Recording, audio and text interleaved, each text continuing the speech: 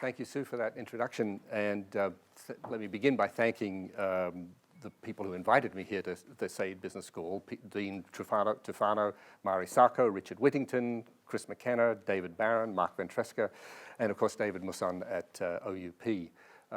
So I'm really thrilled to be here. Friends, family, and colleagues, delighted to be here and feel very honored to be part of a series of Clarendon Lectures. In previous years, some of my most esteemed colleagues have been on this podium. I feel a little out of place, so forgive me if I sound a bit nervous. Delighted, too, to be in the Thatcher Business Education building.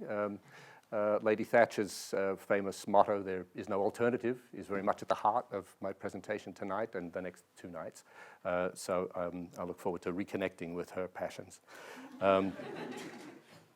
So what I wanted to talk with you about over the course of these three lectures, and tonight I'll give you an overview of them, and the next two nights we'll have a chance to talk in a bit more detail about the field work that informs them, is what's happening in the management of our larger organizations. I suppose it's fair to say many, well, let me give you an outline perhaps of the presentation. I'll begin by explaining why I'm interested in these larger high road organizations, as I'll call them.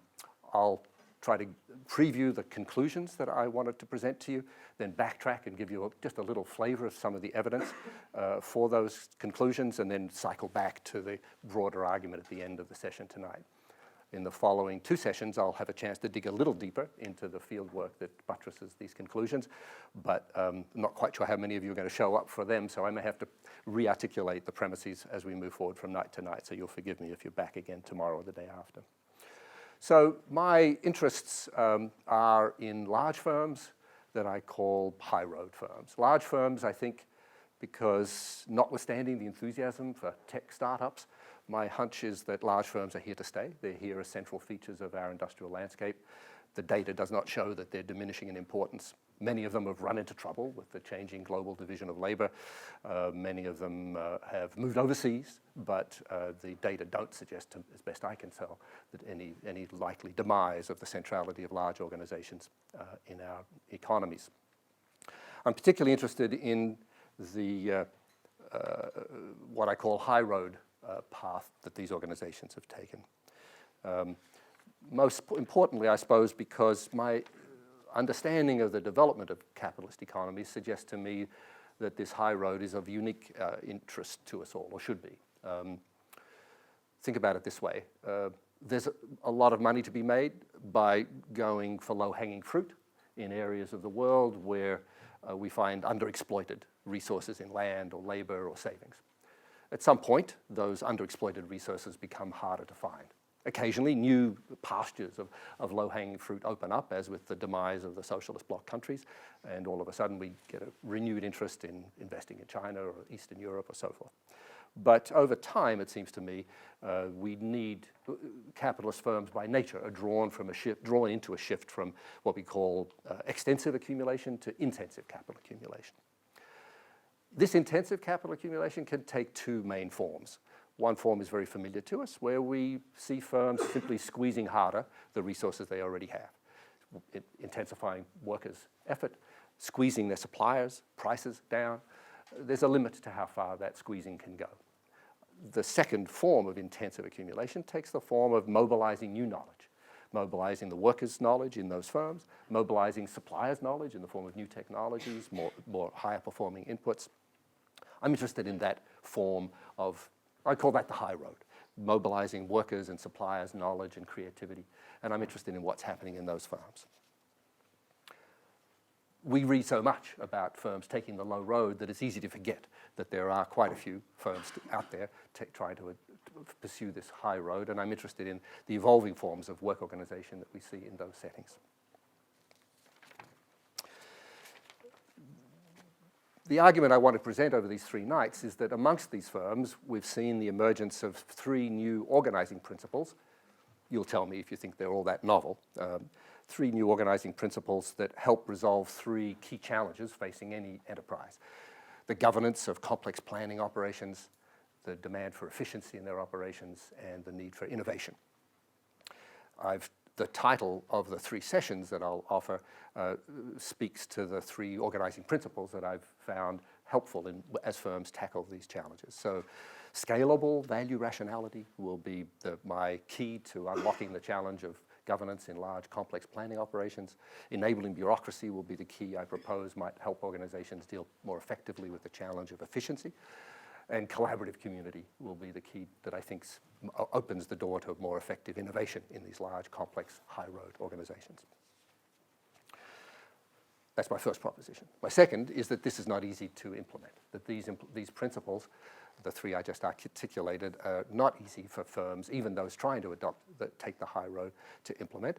And in practice, intriguingly enough, it seems to necessitate on the part of these firms a shift towards a more socialist structure.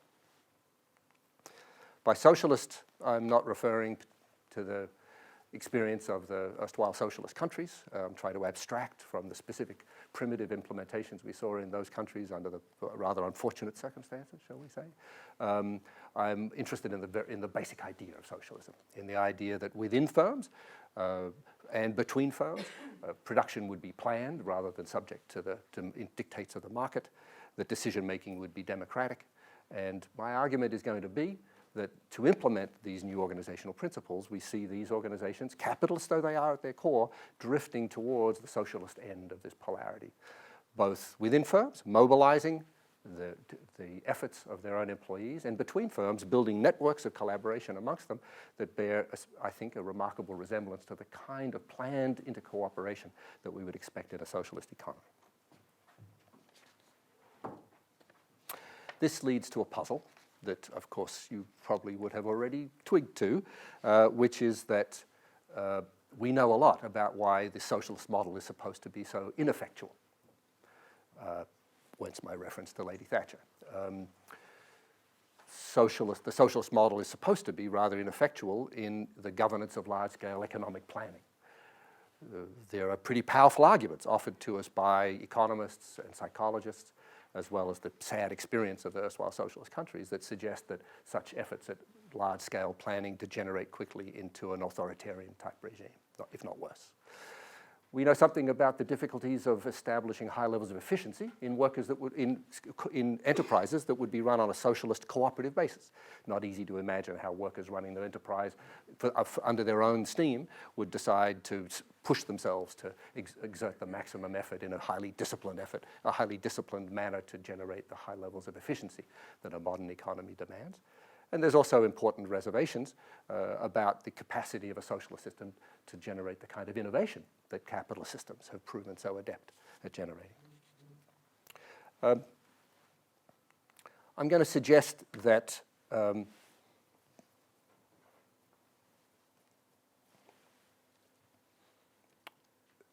these are difficult challenges, but that the principles I've focused on, scalable value rationality, enabling bureaucracy, and collaborative community, interestingly, resolve these challenges of the fundamental socialist paradigm.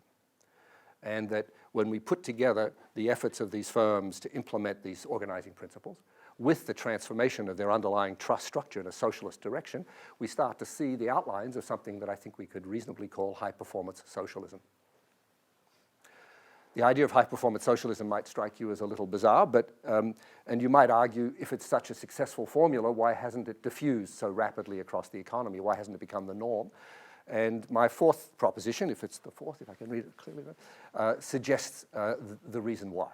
I think there are very many factors in the broader context of these high-road, large organizations that undermine the efficacy of that high-performance socialist model, that undermine the ability of these organizations to implement these new organizing principles, and that as a result, the only way this model can propagate is through a rather thoroughgoing socialist transformation of the broader context within which these firms operate.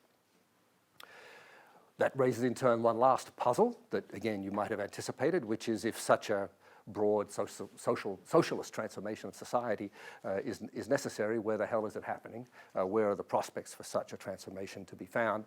And the last of my propositions will be that what's happening in these high-performing firms is in fact generating a workforce that is increasingly capable of leading such a transformation. Whether they're mobilized to effect that transformation is a separate issue beyond the scope of my scholarship. But the fact that their capabilities are being developed in a direction that makes them increasingly competent as actors capable of leading such a transformation, sensitizing them to the need for such a transformation, that strikes me as a rather interesting feature of the dynamic of capitalist development. And it's this set of propositions I wanted to put to you over the course of the following, this evening and the next two.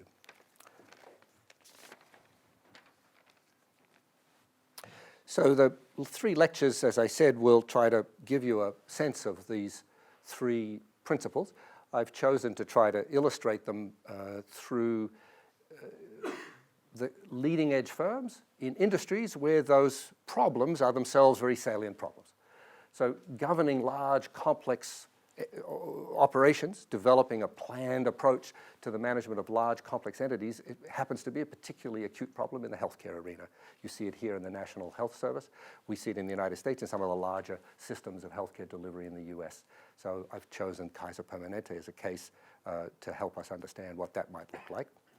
Efficiency is clearly a central challenge in mass production type operations, of which there are many still left in the world, and auto assembly still remains paradigmatic of that world. And I've chosen to illustrate this enabling bureaucracy idea with some field work I've done at the NUMMI plant in Northern California, now defunct. That's also part of my story. That gives us a sense of the way Toyota handles these issues. And then finally, innovation, obviously an increasingly important priority for organizations across many sectors of the economy. I've chosen to illustrate it in the software services area, where software services seems like a rather nice opportunity to study innovation in its real-world complexity. So I suggest that as I walk through my presentations, the kinds of questions you might want to keep in the back of your mind, you'll decide for yourselves which they would be, but you might imagine, I could imagine you keeping in the back of your mind as I walk through this material. Are these principles in any way socialist? Is that just a ridiculous extrapolation on my part?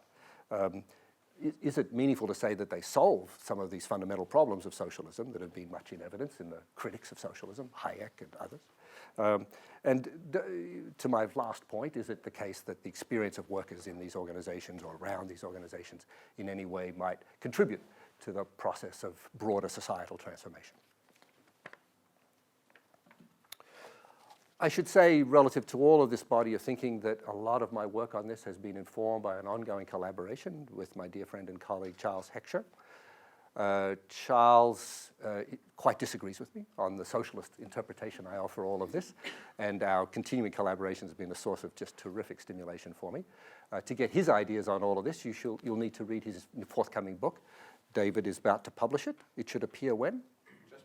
Just published, fantastic, just published. I read the proofs, fantastic book.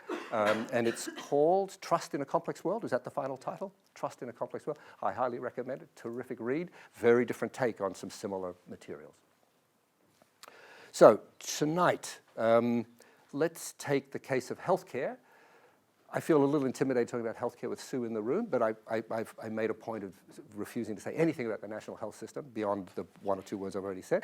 So let's see if this makes sense, given the experience you've all had here with a complex health system with its own travails and glories. Let me just say, in the US, our health system is, to put it politely, a mess. We are, so those at the back might find this number here difficult to read. I'll get to that in a second. But if you just look at the color of the cells here, we've got an overall ranking, quality of care, access. Oh, I've got a pointer here. Let's use that. That's exciting. I love this pointer. So we've got, ooh, that's not a very good pointer. Okay. Quality of care, access, efficiency, equity, healthy lives. Broadly speaking, the top two are the ones in dark. The middle are the ones in gray, and the white are the ones at the bottom of the ranking, of which you'll notice an unusual number in this right-hand column, which is our dear United States. Not only are we amongst the very worst performers in terms of the quality of care that we offer our citizenry, but we're the most expensive by far in healthcare costs per person. To say this is a calamity would be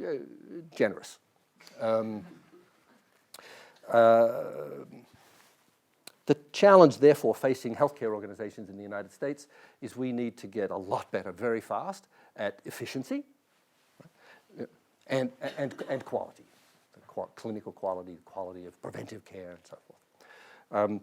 One word for such a combination of challenges is ambidexterity. I won't be belaboring that concept very much tonight, but if you come back for the third night, I'll belabor you extensively on the concept of ambidexterity and how all this relates to that. What I can say is that in thinking about the kinds of organizations that would best respond to a dual challenge of dramatic improvement in efficiency and in flexibility, quality, innovation that required in the American healthcare system, I've found it helpful to frame this using Max Weber's old concept. So Max Weber, name familiar to some of you. Max Weber is, for those of you not familiar with the man, was a sociologist in Germany about 100 years ago who wrote many interesting things, usually at great length, but worth reading. So one of the basic ideas that he introduces is that social action takes four different basic forms. Typically in practice, they're going to be intermixed. And each of these forms can itself become the modal type of action within a distinct type of organization. Again, real organizations typically being something of a mix of these different types. So we've got a traditionalistic form of action, which is purely habitual, or maybe reverential with respect to traditional sacred ways of doing things, that founds a clan-type traditional structure. We've got effectual behavior, effectual action motivated by emotion towards the other, motivated by emotions one feels in connection with this action. And there is a form of organization that corresponds nicely to this that makes this effectual action central to its existence, and that's the charismatic organization. Charismatic religions, charismatic organizations, sometimes we find them in the business world, where we have a charismatic leader, a charismatic vision, and not a lot of rational design in the criteria for the choice of action, but oriented towards a very ambitious goals. We have a form of action called, Max Weber calls instrumentally rational, where the goal is given, essentially a self-interested, material self-interestedly form of action, and where that goal is not much present in our minds, and our minds are preoccupied by finding the most efficient path towards that given goal. In modern society, there are two forms of organization that correspond to that. In business schools, we usually spend 3/4 of our life deciding which one should be most important, but tend to ignore the other elements on this picture. Markets on the one hand, and bureaucracies on the other. Both represent an instrumentally rational form of action. And then this fourth type, value-rational organization, is a form of action. Value-rational action is a form of action where our action is driven by our conscious commitment to a higher order value, integrity. If I want to behave with integrity, my challenge is to find a form of behavior that's appropriate to that ultimate value. I might think quite clearly and rationally about what that means. So the criteria are rational, but it's oriented towards an end goal of conforming to the sense of appropriateness in my behavior. Which of these forms of action might be most suited if we wanted to create an organization capable simultaneously of driving aggressively towards improved efficiency, productivity, costs, and driving towards greater innovation, flexibility, quality, attentiveness to particular patients, and so forth. Not surprisingly, in the world of healthcare organization studies, this value-rational collegial model is the predominant point of reference. The collegial model is the model that characterizes the professional body of doctors, or the various colleges within them, where we are all equals in our dedication to the ultimate value of curing the patient, of bringing the patient to health. We are not responding to orders from above or financial incentives. We're responding to our commitment. Would you like to come down? The seats on the front here. We're responding, each of us, doctors, nurses, others in the healthcare delivery world who are trying to help the patient get well. We organize our action spontaneously towards this shared goal. And that's the collegial model. It seems pretty intuitively obvious that this is a wonderful model for professional work, where our dedication to the ultimate professional values is going to guide our interactions. But now we have a problem. Healthcare today is a very complex world. It is not just a matter of a doctor and a patient, or a doctor and nurse and a patient, or a doctor and nurse and a specialist and a patient.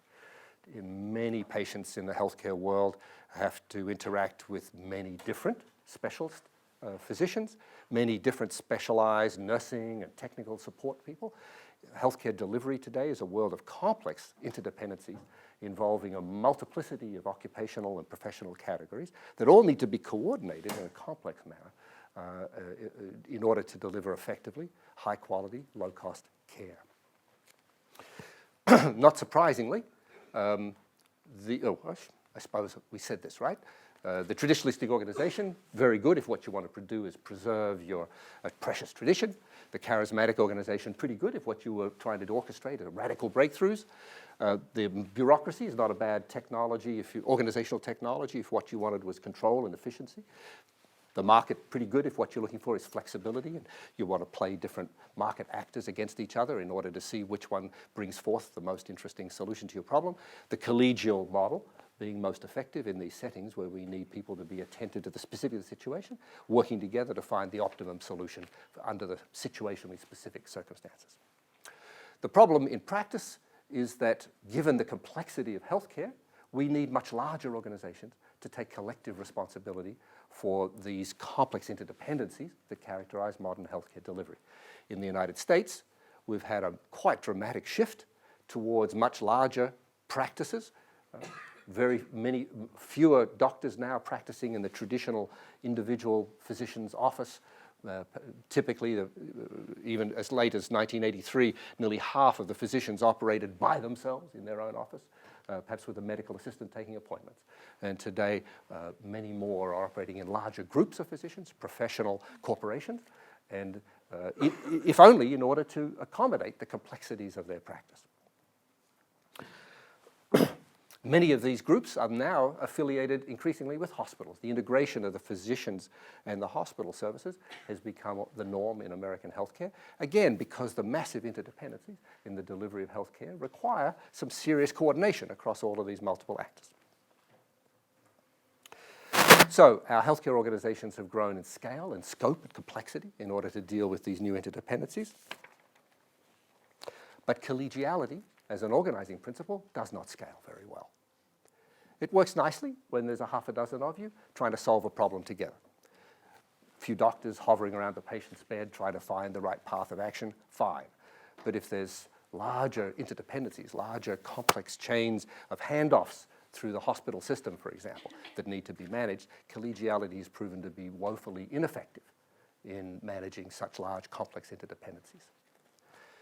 I said I wouldn't say anything about the national health system, but many of the critics of the performance problems of the national health system, it seems to be, are on firm ground in challenging the role that has been given to bureaucratic and market-type incentives in that system. But it's a criticism that's a little easy if you somehow don't address the difficulties of scaling up collegiality to deal with this much more complex setting. There's a long tradition, for those of you in the room familiar with the sociology literature, there's a long tradition of skepticism about the possibility of using this collegial form of organization to operate at scale under conditions that require a lot of efficiency. There's a bunch of people who over the years have tried to restore the glory of the collegial principle, but the counterattacks are pretty compelling. My approach to this, and the one I wanted to present to you tonight, was that we can discuss this question at a very abstract level. I think, and that has been this literature, discussing it at a rather abstract level. It occurred to me, and this is part of my work with Charles Heckscher, it occurred to us that we've been approaching this question too abstractly. That it's been 100 years now that large complex organizations have tried to find a way to implement these basic value rational modalities of action at a larger scale. This is a real problem that real organizations of various kinds have faced. And when you think about it that way, I think it's not that difficult to trace a whole series of innovations, of organizational, managerial innovations, new technologies of organization that have arisen in response to this challenge of scaling value rationality so as to enable it to deal with larger, more complex interdependent systems of the kind we're dealing with here. What I thought I would do is explain one element of this portfolio of technologies. I'm calling this portfolio scalable value rationality.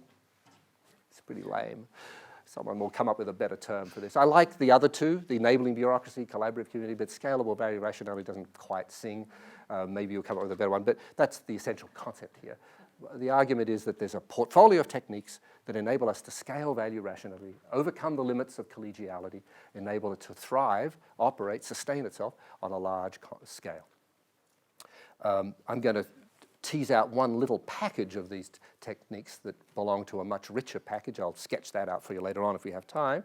I wanted to do that in the context of one case example, Kaiser Permanente. So, and I'm on time, amazing. It says 6 o'clock. Yeah, excellent, good. Talk faster and I'll even get through it on time. So Kaiser Permanente is, I think, the largest integrated healthcare delivery system in the United States. It encompasses a health insurance plan, a hospital system, and an affiliated bunch of medical groups, regional medical groups, the Permanente medical groups. Don't ask about Permanente. It's the name of a river that was by the office where they started the organization many, many years ago. Kaiser being the name of the founder of this organization. Kaiser has proven to be a very, very high-performing, unusually high-performing healthcare organization. Quite, there's a whole little literature that's comparing Kaiser to the national health system, and it occasioned a lot of grief for those who ventured into this territory, this fraught territory. The bottom line is that Kaiser delivers better quality, lower cost care than the national healthcare system. But defenders of the national health system in the UK explain that that's because the NHS provides care to a much broader range of people. Kaiser Permanente insures people who are working, relatively healthy, and their family members. So it's a much easier class of personnel, of members to deal with than the NHS. But the level of care and the efficiency with which they deliver it is outstanding, is off the charts with respect to the rest of the American system. Both in terms of its cost effectiveness and its quality. And indeed, interestingly, its physician satisfaction and its employees as well. These results, however, are recent. Kaiser Permanente was not always such a paragon of excellent performance. Back in the 1980s, there was an intensification of competition in the healthcare arena, especially in California, which is where Kaiser Permanente was born. That competition was ruthless, cutthroat, and almost drove Kaiser out of business. McKinsey famously came in at one point and said they should sell off their entire hospital system, which occasioned a rash of strikes that almost killed the company. Interestingly, the Kaiser is a highly unionized healthcare delivery organization. The unions are deeply embedded in that company, and the unions always thought of Kaiser as a pretty good employer. When they saw things going to hell in a handbasket, these strikes proliferating and Kaiser teetering on the brink of collapse, the unions got together and said, this is not such a great idea to drive this company into bankruptcy. Let's try to see if we can find a way to save it. They brought to Kaiser's board the idea of a labor management partnership. In the UK, you're familiar with the concept perhaps. We'll get a chance to explore the American implementation of it here. That partnership has been now the longest running, largest scale labor management partnership in American history. Not sure whether there's UK equivalents to it. And a very impressive operation it is. Some 28 union locals covering about 100,000 employees negotiate a series of collective bargaining agreements with the hospital and health plan system on the one hand and the doctors' Permanente medical groups on the other. There's a couple of important unions that have stood aside from the partnership, the nurses, the California Nurses Association, and then a rump group within SEIU that didn't like internal politics within SEIU. Not sure there's much more to it than that, honestly. But this collective bargaining process has pursued what we call interest-based bargaining kind of methodology, which is sought to both handle distributive issues about wages and conditions and integrative issues, how to make the organization function more effectively. That integrative component has really expanded to essentially characterize a new operating strategy for Kaiser Permanente. There are now joint planning and strategy groups from the CEO and board level at every level, down through the regions, through the major facilities, down to essentially each and every operating unit within Kaiser Permanente. Some 3,500 unit-based teams now populate the organization and are oriented towards performance improvement goals. The unions negotiated through this partnership very far-seeing, far-sighted plans for workforce redeployment as they dramatically innovate through new technologies, electronic health records and so forth, are completely remaking this organization. Lots of personnel need to be retrained and redeployed. The unions negotiated very strong agreements that help workers make that transition, connecting them to new career opportunities at through local community colleges and so forth. The unit-based teams are interesting. They've become the kind of base unit within the organization. And I thought, since we have a minute, maybe I could show you a little video that Kaiser prepared recently describing what these teams look and feel like from the doctor's point of view. Let's see if I can get the video to work. Let's see. Okay, that's good. We like that. And here we go. Oh, but we need to go back to the beginning. Okay, come on. There you go.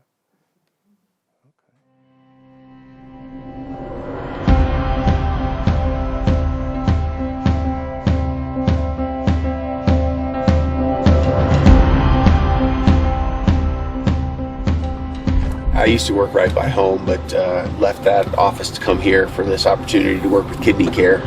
It's a multidisciplinary clinic, so when patients come, they really are with us for like 2 hours. They see the doc, they see the dietitian, they see the pharmacist. Chrissy checks them in and says goodbye. They see a social worker, and patients get just a ton of care. The labor management partnership is the relationship or structure where we all work together to do a better job and keep improving. I think of it as the health plan, labor, and the physician groups. She does have a lot of medical costs. I should probably really narrow down what I can do to her. I'm part of a highly functioning team. I feel like if I wanted to start a new business in my garage, it would be a bunch of buds and friends and people that I know, and we'd hash it out. I feel like the UBT is that kind of a forum where you do it that way, kind of organically, and not top down. Her blood pressure is high, but she doesn't take her amlodipine well. The physician needs to realize they're not in charge. When it comes to the UBT and the LMP, they're not in charge. They're just another perspective at the table. Good morning. How are you? Let's just say you think there's a problem. You have a forum or a place to go to say, let's talk about that. Let's hash it out. Let's get other people's perspectives on it. Yeah, we'll just have to postpone that. Time to get healthy, get aggressive. Okay. I think patients have their best faces on for the doc, but I think they let their hair down for the person in the lab, the person who gives the free blood pressure checks. It's the people on the front line that really, really know. The people that are doing the work get a chance to say, we can do it better. We can do it better. Here's how. I'm really, really big on partnership and the UBTs. I just think it's the way to do work.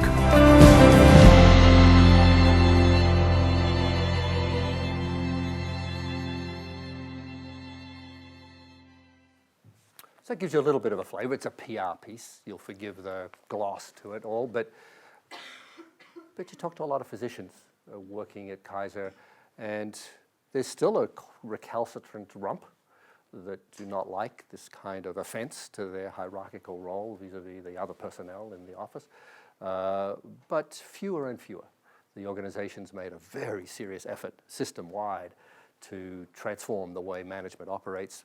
Here we see the physician in a leadership role, but across the system, managers as well as physicians who have this authority relationship over these personnel are being pushed very hard by senior leadership at every level to adopt this very different form of interaction with their personnel.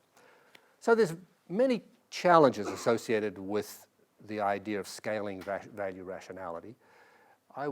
Now I want to poke into one of them, and that's the question of how we link this higher purpose, this ultimate value of healthcare, to the day-to-day work of people whose activities may be quite remote from the individual patient. They may be not touching the patient at all. They may be operating in a clerical office processing some insurance claims. They may be in the IT department trying to fix some bug in the code.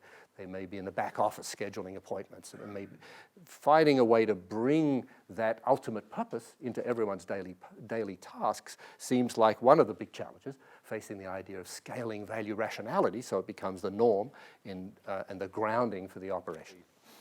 So one key tool that Kaiser has found to do this is around the value compass. So the value compass, you might say you could find similar kind of value statements in any big corporation these days. I'd point out a few things about it which are, I think, somewhat unusual. And my argument is not that Kaiser Permanente is the only organization that's found a way to scale value rationality, or that the techniques it's used are unique to Kaiser. I think many of these techniques have shown up in many different organizations. Kaiser just happens to offer us a nice window into the power of these techniques. So this particular kind of value proposition is interestingly formulated. Firstly, it's not dictated by senior executives and then handed down after some management retreat. This was negotiated jointly with the union coalition, the doctors, and the health plan hospital system. It's formulated in terms that may seem obvious to many of you, but relative to many business corporations' highest goals, you'll notice the remarkable absence of things like market share or being the biggest in our industry or being the highest return on capital invested. These are stated in terms of ultimate purposes that mean something for the people that work there and the people that the organization serves in society, social needs. What have we got? Best quality, most affordable, best place to work, best service, and all around the idea of member focus. And it's connected to people's daily work. It's connected to people's daily work through a multiplicity of means. I'm going to go right just down to the UBTs, the unit-based teams that we were talking about before. One of the things the union did after having launched these unit-based teams was very quickly orient them not to be expressive of workers' concerns. They were going to be vehicles through which the organization tackled its key performance challenges, these challenges.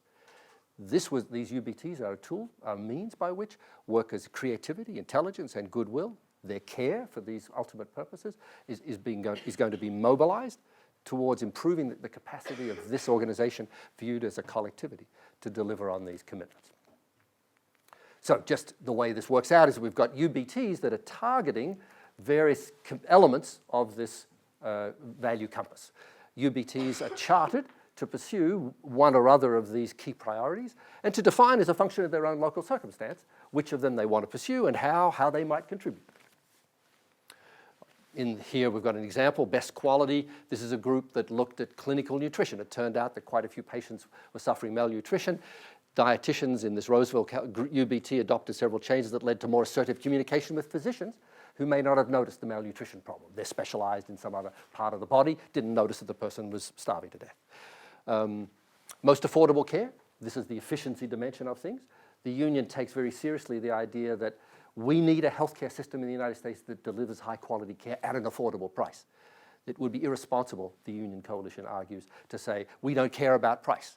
We need all of us to care about the cost of the services we deliver. We have to find a way to deliver health services better at a cheaper price. In this case, duplicate medicines are an expense item which could be resolved. Members of this team started manually cleaning up patients' chart and instituted a new process for checking medications as the patients came in. They reviewed everybody's charts to make sure there were no duplicates in their system. Best place to work. Employees reporting discomfort dealing with difficult callers. You might imagine that on a call in a call center that was a difficult problem. This team created fun, healthy diversions to try to help people deal with the stress. We can discuss some of these ideas, but the reality is you're dealing with some very unhappy people calling the helpline, and somebody's got to take that call. And then finally, best service. In this case, people were waiting too long to get injections. They were coming in for a routine exam. They needed some injections. Why did they have to wait around 20 minutes for somebody to come along and give them an injection? They designated a shot nurse whose main duty was for the day was to go around giving the injections and greatly accelerating from 6 minutes down to 3.2 minutes the average time that people were waiting. I was struck interviewing people working in these UBTs and listening to the way they talked about them by the value rationality that they seemed to express in talking about the work that they were doing in these UBTs. What have we got here? Our team Once our team started focusing on the patients, all the work of the team came together. We were able to put aside our differences as team members and focus on our work on the patients. If everyone in the department focused on the work we're doing, the interpersonal problems between people will be dissipated. Now we know not just what we do, but why we're doing it. We help each other. We step in if we see someone's tired. You can run a test. If you can run a test, you just do it rather than saying, that's not my job. Right? I thought these were pretty evocative or illustrative, some reasonable anecdotal evidence of a pretty interesting commitment to this value-rational modality of action. This is the chart that David made me promise not to show you, where I try to lay out what I see as the key challenges in scaling value rationality, the way we've tried to articulate the key vectors for resolving this problem, and then under each of these bullet points, we've got a half a dozen techniques that many of you might recognize from other management studies that serve to mobilize the organization around the customer's needs, that help us design processes that support these needs, that integrate bottom-up and top-down authority in order to marshal the appropriate commitments and develop the kinds of skills needed to deliver on this idea of us all working together to solve the patient's needs. So let's return then, if you will, to the general theme that I began with.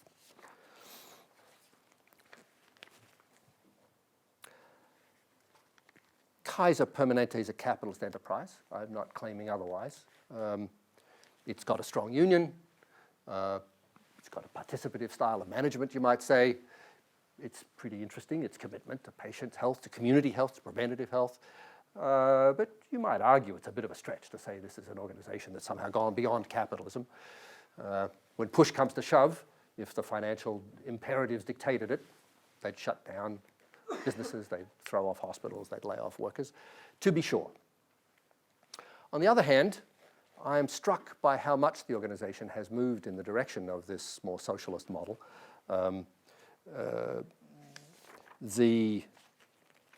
This scalable value rational approach to things is not going to work unless there is an integrated governance structure across all of these participants.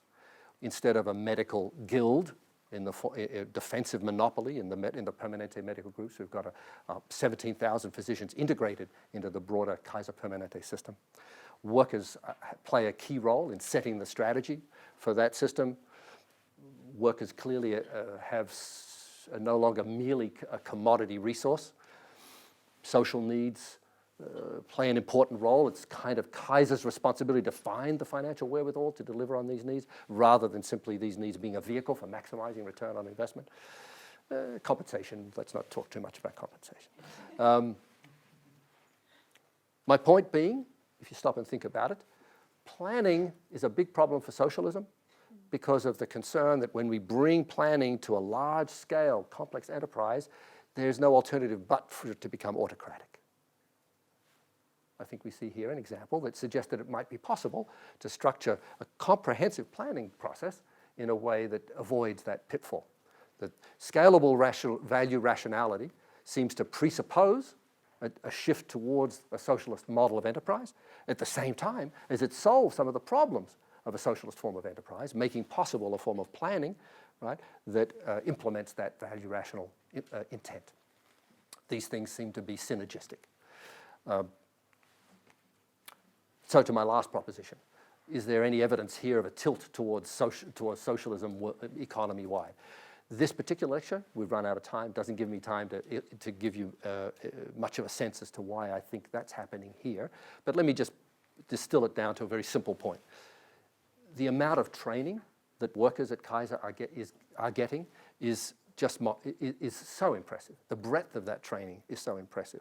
Talking to workers, janitors, cafeteria workers, administrative assistants, clerical personnel, as well as doctors, nurses, and others more prominent in the professions here, it's very inspiring to see people talking about the capacities that have grown, that they've developed, the capacity for leadership, for understanding the world in which they work.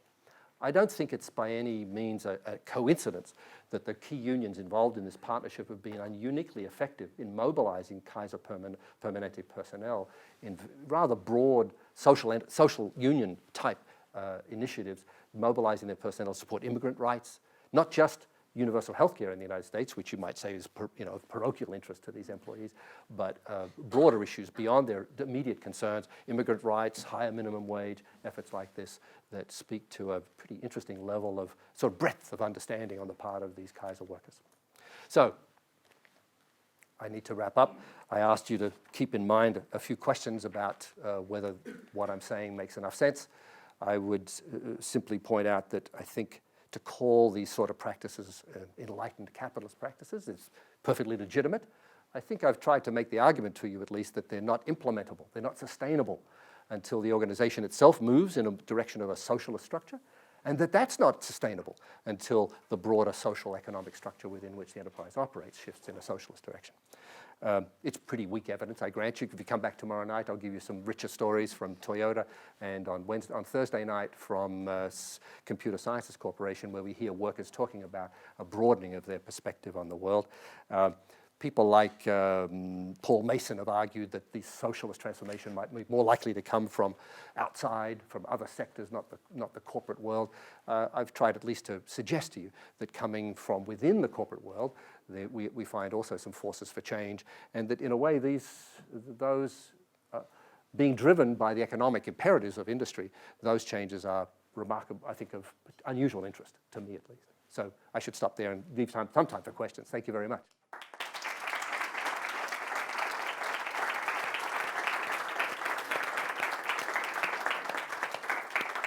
Thank you, Paul. We've got about 10 minutes for questions. Perhaps if you can say who you are when you're asking the question. John. I have a little bit of a challenging question, but I want to completely support what you're saying with a very brief story. So my mother receives her health care from Kaiser Permanente. And because she loves it so much, she wouldn't mind my sharing some private details. Her net worth is $7,000. She wants to stay independent. My brother and I will help her. She wants her independence. Her drugs cost a fortune. Kaiser actually pays for all the parts of the drugs that she would have to pick up. I think that's evidence of a form of socialism. My somewhat challenging question is, in one of your first slides, you talked about collective ownership. Socialism certainly implies some kind of concept of ownership. We saw higher minimum wage on one of the last slides. What are the evidences of some form of socialism economically? I know they're not owned by the employees. Is there some form of profit sharing or other form of socialization around economics? Very little of the kind of socialization of the kind you're talking about. But I would underscore the importance of an integrated structure of ownership across such a vast ensemble of organizations that are no longer small entities competing with each other, but ownership has been socialized within 17,000 physicians and within the ownership structure of the Kaiser Foundation system.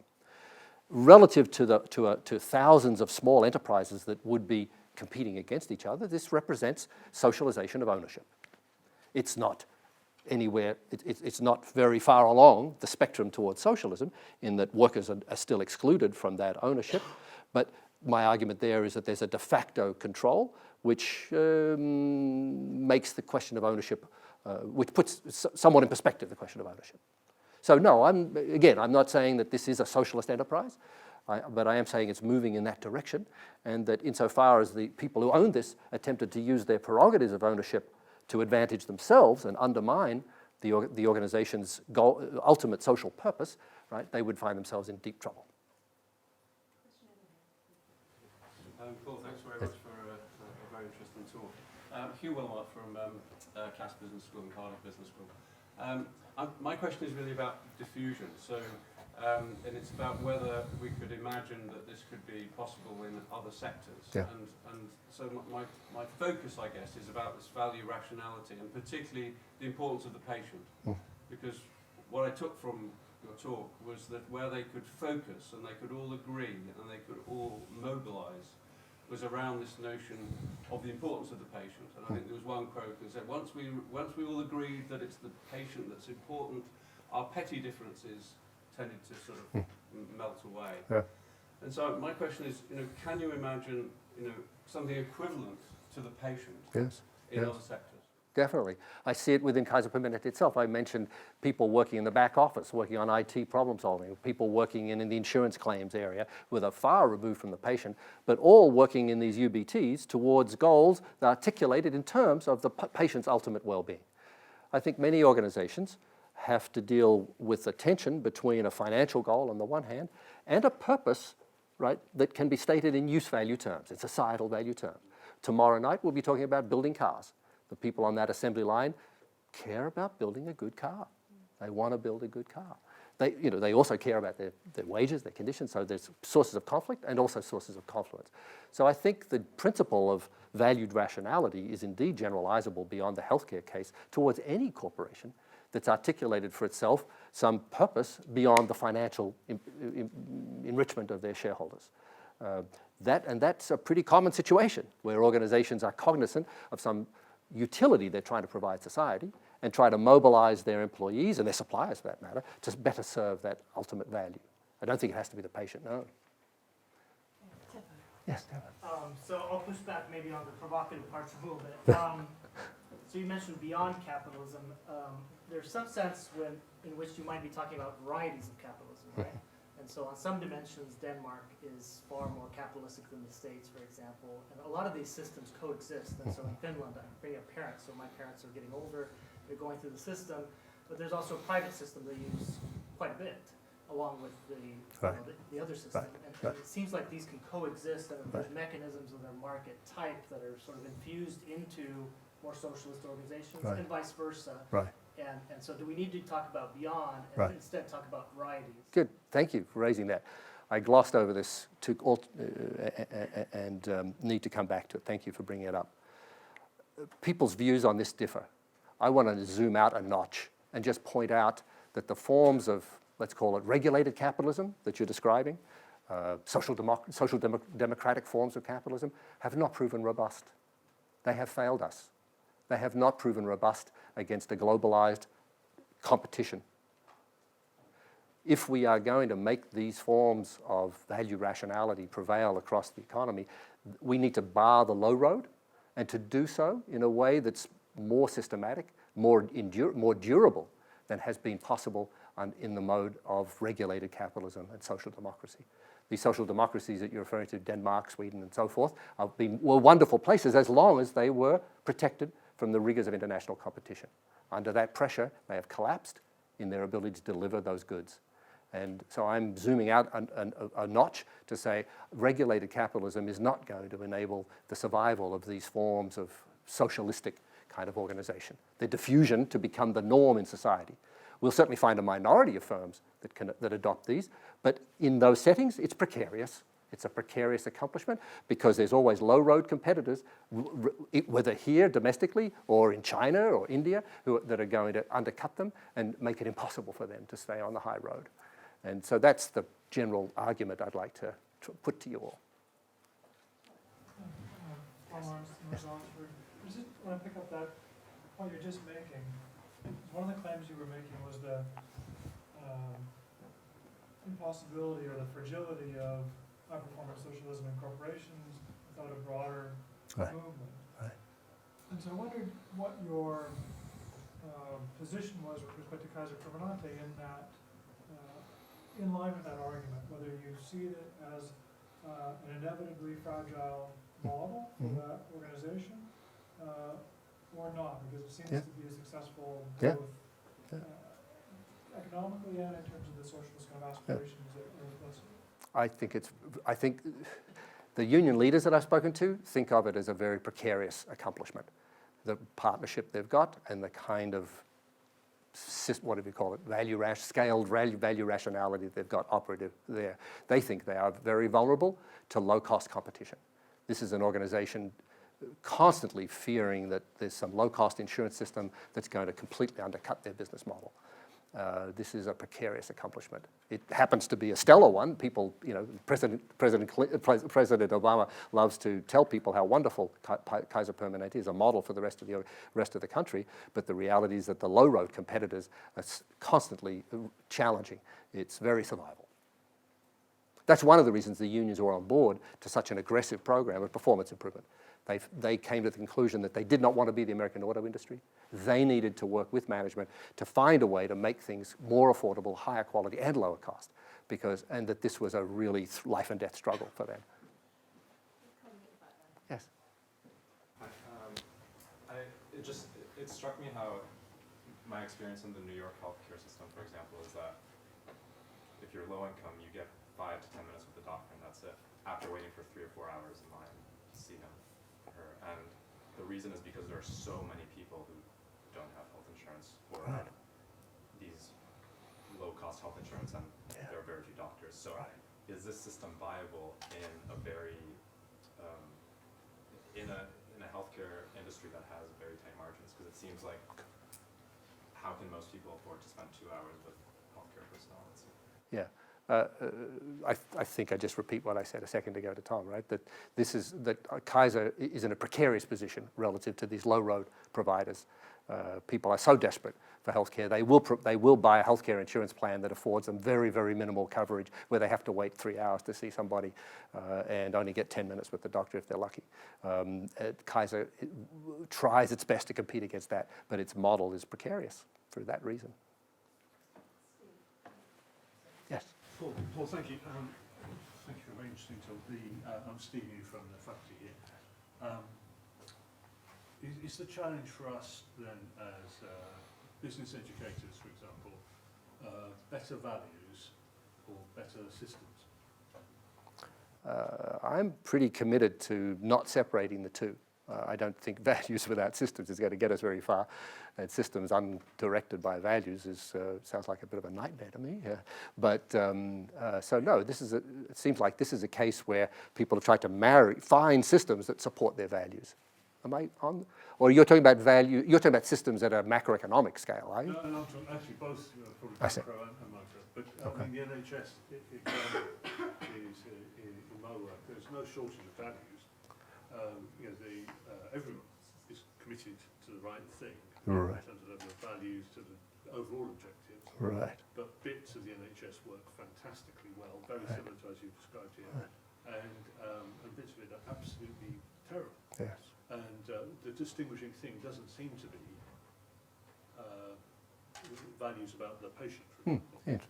Yes, my argument is that what we need to do is find a way to connect these values to the daily work, right, through the various systems, right, management systems, right, on the one hand, but then day-to-day operating systems on the other. That's the sense in which I jumped to conclude that we need them both. And that the challenge, as I understand it, at the NHS is to find a way to bring together people in a serious enough conversation to work out these systems, as opposed to defending their prerogatives in their little corner of the NHS universe. Seems like it. Yes. I have 2 questions actually. One is, was it ever researched that once the company was successful, they tried moving back towards the capitalist system of working and were not able to do it because of the strong labor union? And the second question is, if the combined system is so successful, why was it not adopted for any of the other financial services firms which are failing? I mean, if the world tries to move towards socialism only when the capitalist system is failing. So why did it not move when in 2009 and 2007 the financial services system started failing? Why did not anyone think of this? I think some people thought of it, but between the thinking and the doing, there's a big gap. So I'm not sure I'm grasping your first question, though. First is, was the research done, Kaiser is so successful? So what happens if they try to move to a more traditionally capitalistic mode of... I mean, are they trying to move and the labor unions are not letting them move? Right. So there's certainly regions and pockets within Kaiser where doctors or senior executives have tried to reassert their traditional forms of command and control.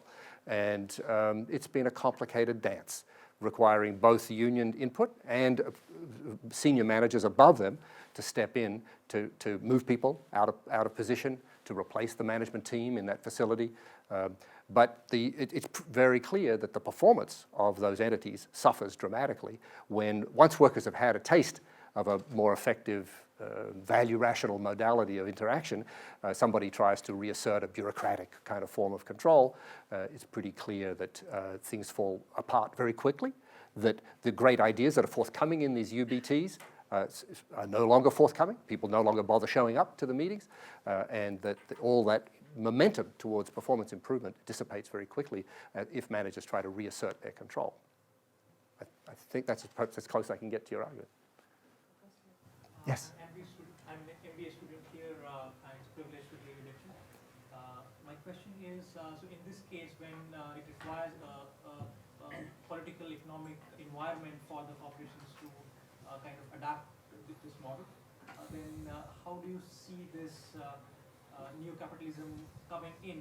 Because corporates by themselves can't bring them in. So what do you see would be, if it comes, would be the drivers to take us towards it? That's beyond my pay grade. That's for a conversation over a beer. I'd be happy to kick back around over a beer. Thank you. Last question. Okay, thank you. My name is Sam Geller. I'm a student, a PhD student here at the Business School, advised by Mark Ventresca. So is it possible that when we talk about these scaled value rational systems that there's an element of evolutionary production in when we see them, and that we would only see them working in certain industries where the values and the capitalist interests were sufficiently aligned, and in other industries where they're in too much conflict, it's not a feasible model for developing a high-run organization? In response to Hugh's question, my answer had been that it seems to me pretty much any capitalist enterprise has to offer something of value, a use value, to the market, and a